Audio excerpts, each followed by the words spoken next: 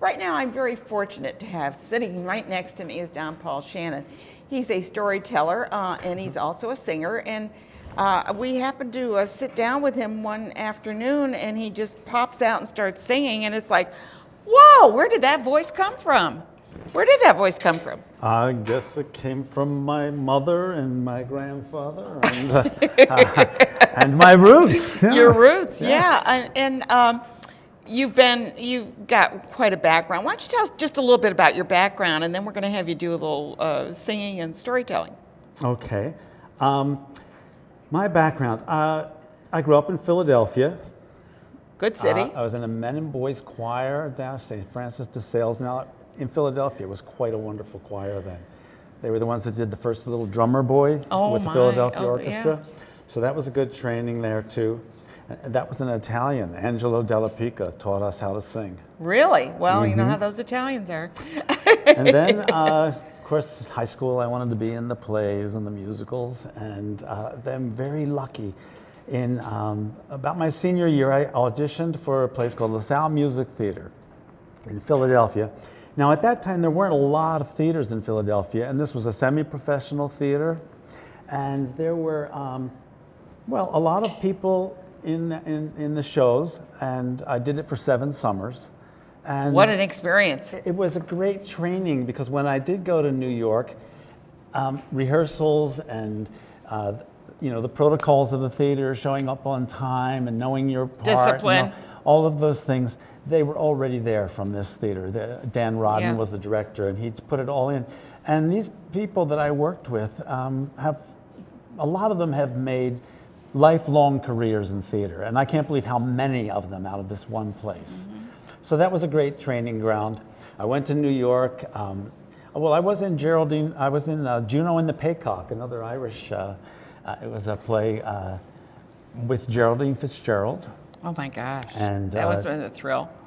Then in Camelot, and I did other things, Kismet and different musicals. Oh, well, so you've got a long string behind you. Yes. But and then I became a social worker here. Yeah, I know. That's amazing. For 25 years, a hospice social worker. Yeah. And that was a wonderful thing to do. Yeah, and so you do it all.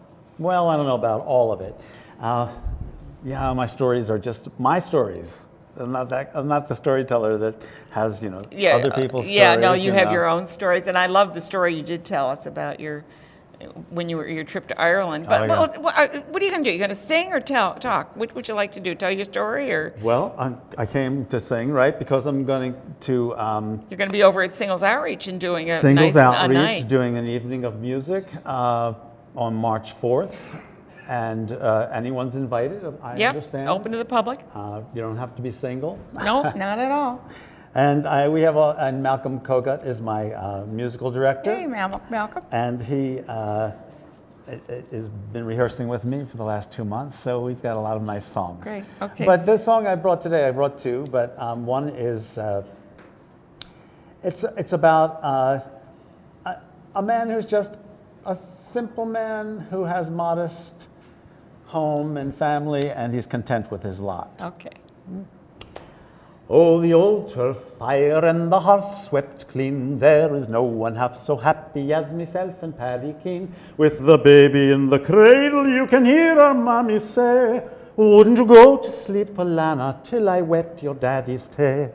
Oh, the man that I work for is a richer man than me, but somehow in this world, faith, we never can agree. He has high towering mansions and castles over all, but I'm somehow quite contented in my little marble hall. I have got a little house and a tidy bit of land. You would never find a better on the side of Knocknacran. I've no piano in the corner and no pictures on the wall, but I'm somehow quite contented in my little marble hall. Oh, the old turf fire and the hearth swept clean. There is no one half so happy as myself and Paddy Keene. With the baby in the cradle, you can hear her mammy say, wouldn't you go to sleep, Alana, till I wet your daddy's tay?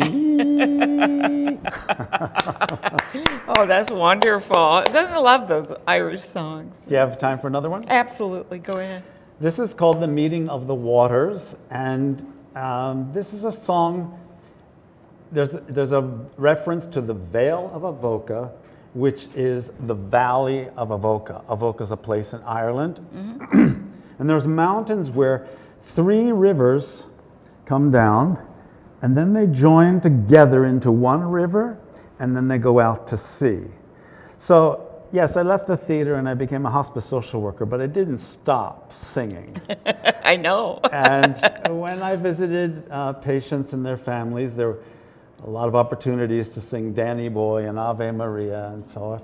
But this was a song that I used to sing also. And I used to think of it as, rivers are water, tears are water. Yeah. And when our tears flow together, they're all going to the same place. That's right. And it's a place of love, right? Absolutely. There is not in this wide world a valley so sweet as that vale in whose bosom the bright waters meet. Oh, the last rays of feeling and life must depart, ere the bloom of that valley shall fade from my heart, ere the bloom of that valley shall fade from my heart. Oh, it was not that nature had spread o'er the scene her purest of crystal and brightest of green, nor was the soft magic of streamlet and hill. Oh, no, it was something more exquisite still. Oh, no, it was something more exquisite still. 'Twas that friends, the beloved of my bosom, were near, who made every dear scene of enchantment more dear, and who knew that the best scenes of nature improve when we see them reflected in looks that we love, when we see them reflected in looks that we love. Sweet vale of Avoca, I gladly would rest in thy bosom of shade with the friends I loved best, where the storms which we feel in this cold world do cease, and our hearts, like thy waters, are mingled in peace, and our hearts, like thy waters, are mingled in peace. Oh my God. Now, That's beautiful. I don't know if you have time, but I need to tell you that when I left Camelot, I sang that song. I was in it for 2 years, so I had a lot of friends, and it was. So That song is got a message. They bought me a cake like this, a big, big cake, and it was a surprise. And during the intermission, they had brought everyone down. Richard Harris was in it at that time, and Christine Ebersol, and all these people. And I stood up and I sang that song.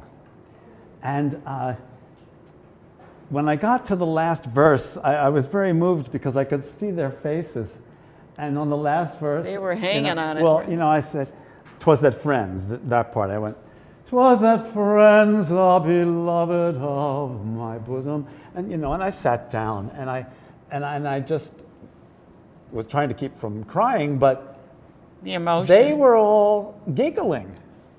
Yeah, can you believe it? No, I cannot. And the further I went, the more they giggled, and some of them were holding their hands over their mouth. And when I finished, I went to the end. I said, "Well, what are you all laughing about?" It's a sad song. Well, they said, "Turn around." Now, I was wearing armor. Oh, for Sir Dinaden. And I turned around, and I had sat in the cake. And I didn't feel it because I had armor on. No wonder they were laughing. Oh, well, that is a story. There you go. Yeah. And can you give us a short story? I think we have about 3 minutes or so. Or? Sure. When I went to Ireland, I took my son once. I've been there 5 or 6 times, and I took my son, and we were driving up to Donegal, where my grandmother is from, and we wanted to see where we were from. We had never been there. And on the way, we stopped to get some coffee, and my son was sleeping in the car, and I just wanted to get to the end of the trip. So I went in and I asked, it was a little convenience store, and I asked the guy, I'd like some coffee to go. Do you speak Gaelic? No. No, okay. All right. They Just checking. do up there, yeah. And he said, coffee to go, and what would that be? I said, well, you put it in a little paper or styrofoam cup, and I take it and I go with it. He says, I've never heard of such a thing. He said, what is it with you Americans? You're always in such a hurry. He says, what are you in a hurry to do? And I said, well, we're going to find my relatives. And he says, do you know where they are? And I said, well, I know where they are. I haven't met them yet. And he says, are they expecting you? And I said, well, no, they don't know I'm coming. He says, so what are you in such a big hurry for? He said, sit down and have a cup of coffee with a proper cup and saucer. And I said, well, my son's out in the car and he's sleeping. He says, well, go out and get him and bring him in. So I did, and he set up, coffee with, proper cups and saucers. And Irish soda bread. And he probably did have little muffins, and we sat down and we had about 45 minutes of crack. Do you know what crack is? No, I know what. It's not what it is here. In Ireland, crack is good conversation and a good time. Jimmy crack corn. So they say, we had such good crack last night. Oh, I like that. Yeah. I like that. I like that definition better. Well, it's a different kind of high. Yes. I like it better. Yeah. That's what you do every week. Absolutely. You have good crack.